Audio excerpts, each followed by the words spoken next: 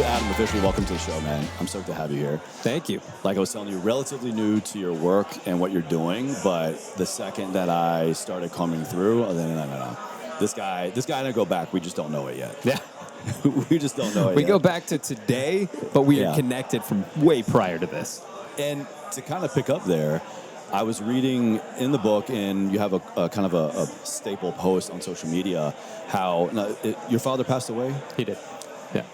Mine as well. And I think another really great connection we have here, not to get super emotional and deep, but usually We can get emotional. I'm good with the emotions. I've cried on here before. We can go there, but I love how you have this devotion to your father. And you quote, "Dad, you were given a death sentence, but turned it into a life sentence. That's the power of a different mindset." Long story short, Everforward Radio, the name of this show, Everforward was my father's mantra. He was diagnosed with ALS in 2003, right after I left home, joined the military. He passed away about like a year and a half later, up until literally his dying breath. That man did not complain. There was physical suffering as well, but you never would have known it looking into his eyes. He just embodied that to his core and carried it on his final breath out. And that is why I'm doing what I'm doing here today. So both dads, Bornstein, Papa Tuning, kind of hanging out with us here today. I really feel that with you, man. I love that. My dad, when he was diagnosed, would say all the time, "No regrets, keep moving forward." Shut up. And that's when we would do. My No dad shit. was given a very short term to live, and he made it 3 years, and we were able to do several cancer walks for him, Wow. and that was what was on the shirts. So No way. you just spoke to my Wow. soul. Yeah, great story. Everforward was his mantra ever since I was a kid growing up. Yeah. He was in the military as well. Every unit in the Army, at least, we've got a unit insignia, a creed, a motto. His first was Everforward. So he picked that up, brought it home. I'm like, yeah, it's one of those things like, Dad, cool, like I get it, be a good person, cool, shut up. But then when I actually saw him embody it in that unique way, it like was imprinted on me.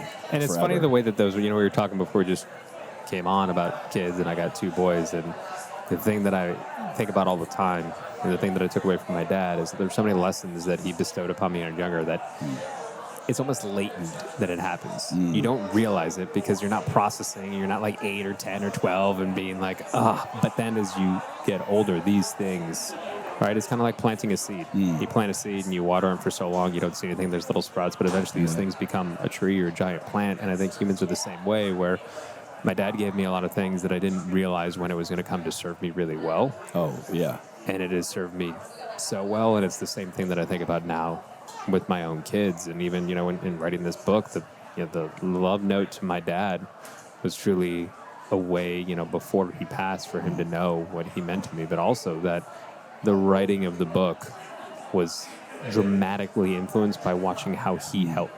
He helped himself by dealing with his disease, by understanding that he had to change his mindset in terms of how he was going to approach life.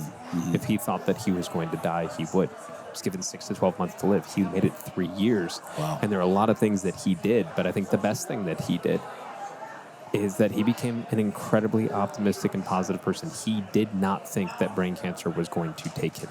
Facing death every day. Facing death every day, and he wasn't going to allow that to define him. He traveled, he climbed mountains, he worked out. He would go to chemo and radiation. Every time afterwards, he'd go to the gym and he'd work out. Badass. No matter how Badass. tired Yeah. or how beat down, he's like, I am not going to let this beat me. And in the end, it was incredibly hard, because when he did, the pain wasn't necessarily just because his life was coming to an end. Cancer is a vicious disease, no different than ALS, that it strips so much of your humanity. It's that I watched him go through the stages of he truly didn't believe that cancer was going to defeat him. So then and for so long, for 2 years of that 3-year battle, you would have never known. Truly, Wow. about 6 months before my dad passed, he was still out skiing, climbing mountains, traveling the world, doing everything. He loved his yard, and it was just like, he changed his mindset in a way that truly affected his behavior. And a lot of people, I think, whether it's their health, their nutrition, their fitness, the mindset leads to different behaviors. And if there's a gift I could give to everyone, it's not about telling people a specific diet plan or a specific workout. It's, what is the mindset that puts you in a position to go ahead and deal with the ebb and flow of life, the difficult moments, so that you can still take care of yourself, you can still be healthy, you can still succeed in spite of those variations, which we cannot control at all. Right. Like, those things are going to happen. Yeah. And I think we all get blown in the wind of change, of difficult times, of stress. And that then affects the way that we're able to take care of ourselves, as opposed to realizing that this is actually part of the journey. This is all fuel. Navigating doesn't mean overcoming it. It just doesn't allow it to define you and to defeat you. See, what I tell you, man, we just met, but we go way back. Yeah. We go way back. A lot of what your work now, to shift gears a little bit, is you talk about how the biggest roadblock is you, the collective you. Right. Help us understand what that means and to really kind of swallow that bitter truth pill. Yeah, I think there are two parts of it. One is that, like, when people talk about behavioral change, they love to think of two things, right? Like, I need to become more motivated to go and take action, or I'm going to do the thing, I'm going to do the action, and then I'm going to feel better about myself, and I'm going to change who I think that I am. But behavioral change doesn't work that way.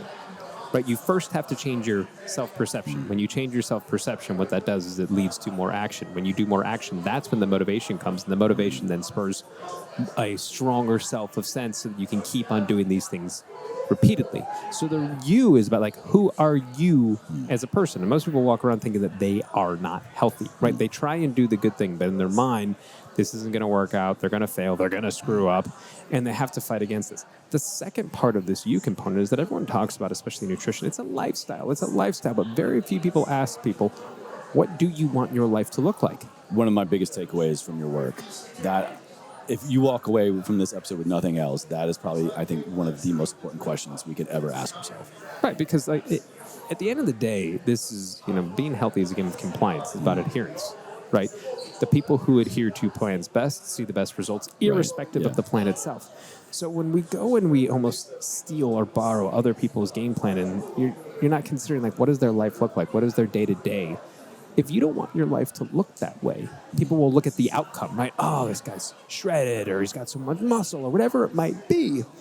They look at that outcome without considering the process and without considering that you variable, which just means in some way, shape, or form, maybe you'll get that outcome. But if you are miserable, if you are unhappy, if you don't like how you're going about your life, that's not going to stick. And then what's going to happen is you did the thing to get the outcome you desired. You hated the process. You will then stray away from that process and see those results disappear. And then what happens? You convince yourself that I needed to do the miserable, unhappy, terrible thing to get the outcome, when all along, if you would have started with the you variable, you could have engineered a way to get to that same outcome, but in a way that wasn't so miserable, because that's where the disconnect happens, because people don't consider themselves.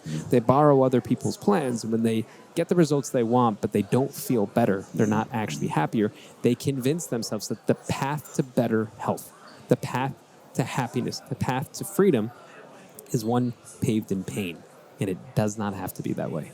Is this what you think people are talking about when they say the process over the prize? People just aren't really truly embodying or creating their realistic, most compliant process, and just staying so fixated on someone else's prize. Yeah, I think, one, you don't want to live someone else's life, right? And trying to carbon copy that is the wrong way. The process is important, but the process won't matter if you don't first focus on self-identity.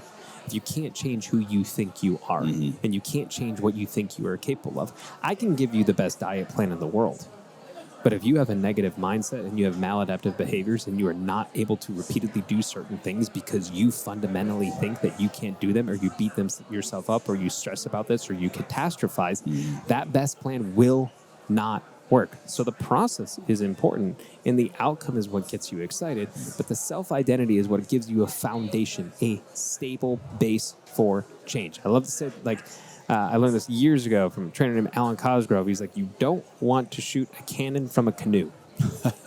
Right? And the idea is that, the idea of a cannon or a canoe, I can give you a very powerful weapon, but if you don't have a stable base, you're going to topple over. It's not going to work. What is the stable base? And then have to rebuild just to get back to that baseline. Right. What is the stable base? And the stable base is the self-identity. It's the lifestyle. It's the you variable. And if you figure that out, and that takes more time, and that's why people don't like it. Everyone wants the instant gratification, the quick result. If you can build that stable base, right, then you can shoot that cannon from anywhere, and you will see the better results, but you have to consider that variable first and foremost, and that's boring. It's not sexy, so it's not fun to talk about. But at the end of the day, when you repeatedly fail, when you repeatedly don't achieve the goals that you want, or have the life that you want, or feel the way that you think that you should, at what point are you going to ask yourself, what am I going to do something different. It's not just another diet plan, right? All diet plans are essentially the same thing. You are eating different foods, but you are making different swaps to your lifestyle. So there is a different variable that creates the foundation to help you figure out which one is most likely to create the adherence that gives you the results you want. To kind of go back to your keyword there, failure, I took this note actually from your recent talk up on stage. Build a plan around your known failures.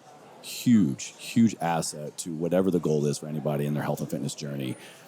Can you unpack that for us, please? How do we build a plan around failure? That seems kind of wild. Right. It seems wait, I don't want to talk about failure. I want to talk about success. Well, because at any point, there are going to be things that come in the way, right? There's going to be barriers in the road. For you to think that this is going to be easy, you're kidding yourself. So there's lying to yourself. Yeah. There is a framework known as inversion. Inversion is used oftentimes in business. And what you do is you invert the situation. You start at the end, but you start at the end from the negative frame of, if this doesn't go the way I want, right, this won't work the way you think.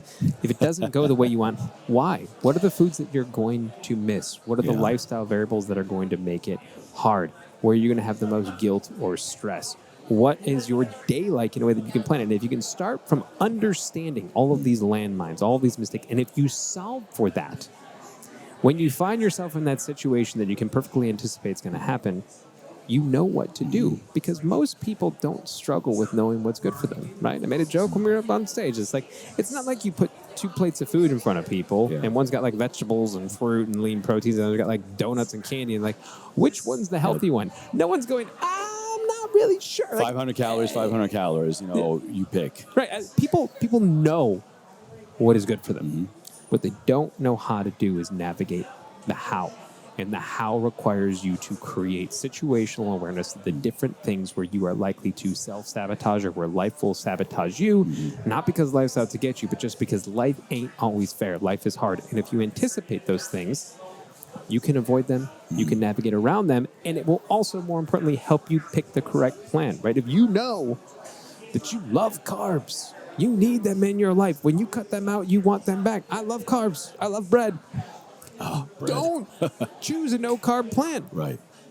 You might reduce the carbs from making but it's not necessary. There's so many different ways to accomplish your goal without cutting out carbs. Now, if you hate carbs, you don't want it, that's a good plan for you. But having that self-awareness and the self-identification and understanding where you might fail will help you identify plans that are more likely to work, as opposed to just seeing the thing that works for that person. Whereas they don't crave pasta or bread or like any of that stuff. Why is it so easy? I'm because it's easy for them. Or even better yet, be able to then develop your own plan instead of always be looking for somebody else's. You might be able to pull some inspiration and I need this thing to get started, but I used to be a clinical health coach as well. And I would go back to the clients that always worked best for me in terms of happiness and adherence and getting their goals were the one that I called the inception model.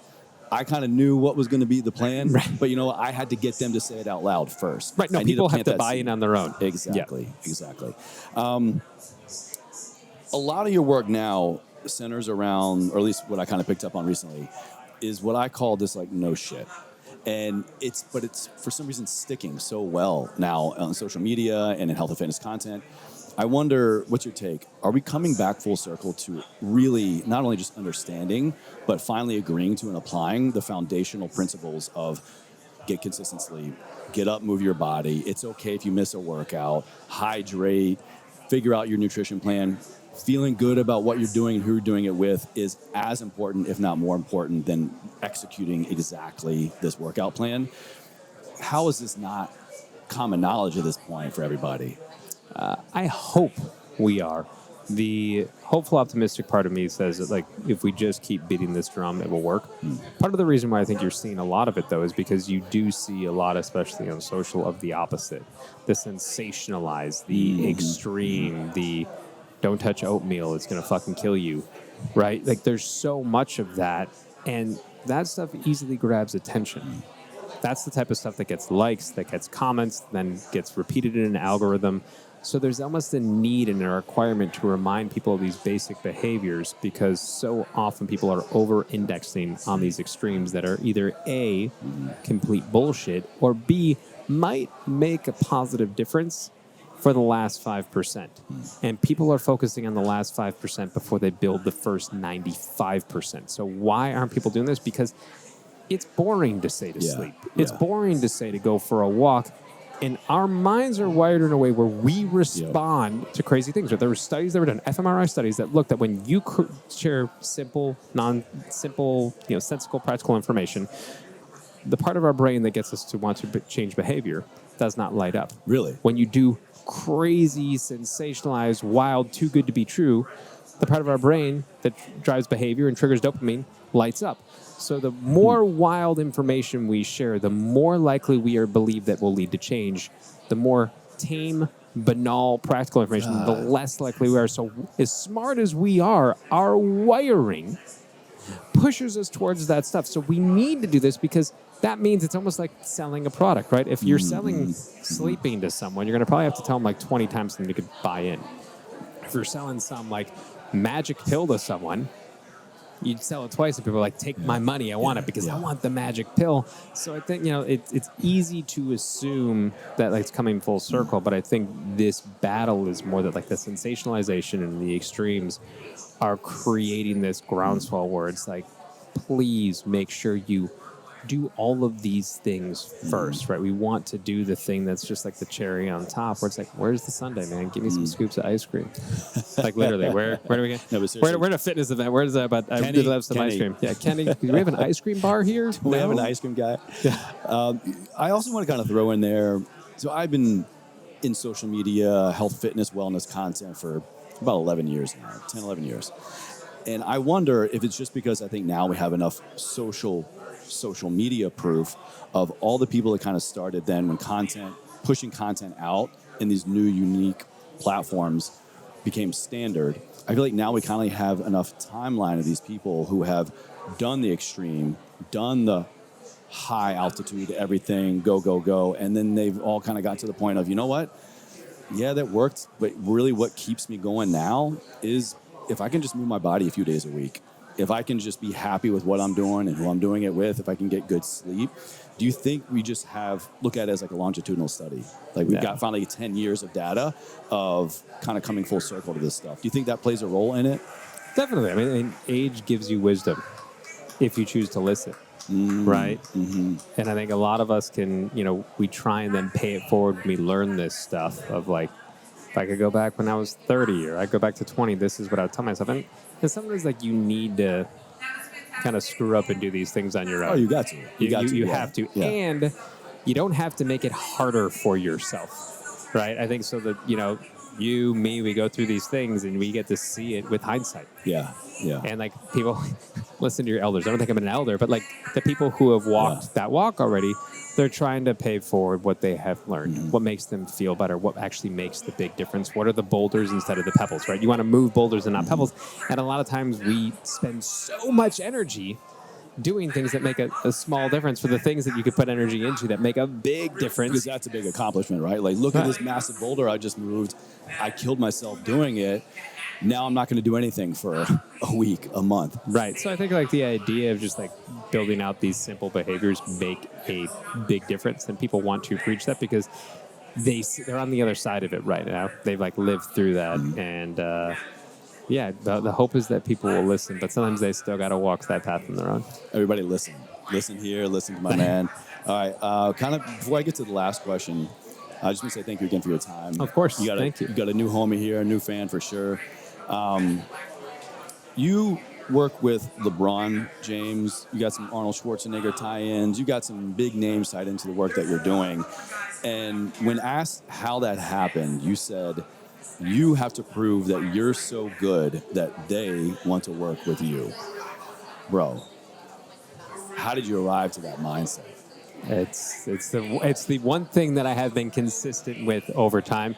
You got to earn everything. I said that you got, I think it was Jay-Z who once said you got to have the attitude of an intern. And I love that line, and it kind of stuck with me that, people don't owe you shit. And no matter how much success or how good you are, you're only as good as your next success. Fair or not, that's just the reality. But I love living in a universe where it's a prove-it universe. Wow. I love it. Like there is a competitive edge to it where it's like there's something special to know, and you got to show up and not be perfect, but be good. Be good, so good that people can't ignore you. And when you're dealing with an Arnold or a LeBron or anyone that it might be, you have to understand your place. They can work with anyone. And if you take an ego into that, they're not going to work with you because it's not about me. As a coach, as a business, whatever it is, if you realize that your job is to focus on the person that you're supposed to help. And if that is your whole focus, if your whole focus on like, what is the mission isn't about me. The mission is about the work, about the client, about the customer, and be so good, because if you're so good, they will appreciate it. They will do the selling for you. They will tell others about Absolutely. you. And that is it. If you become obsessed with being so great that people want to sing your praises for you, that plan is undefeated. Yeah. Kind of reminds me a little bit of, the ego check in there as well, of serving the greater good and being of service to your people, even when they're coming to you. I think it was Caesar who had this guy, this one role. I think it was like even his stepbrother or something. Basically, this guy that would come up to him every day and just whisper in his ear, "You are not a god," as a way to just remind him what you're here to do. You know. Well, my final question, to bring it full circle to what we're talking about with both of our pops, ever forward. How do you define that? To live a life ever forward, what does that mean to you? When I hear that, it's about the idea that, life is always ahead, right? It is easy for our past. It's easy for what we have done to define who we are, define who we can be, or put limitations on what we'll be able to accomplish or experience. But if you are looking ever forward, right, it means that the potential and the opportunity of what's ahead is limitless. And that, I think, is a beautiful analogy for life. I don't care what you've been through. I don't care what you've experienced. I don't care the hardship or circumstance that might have been bestowed upon you or lay ahead. The beauty of life is that you can always make it better.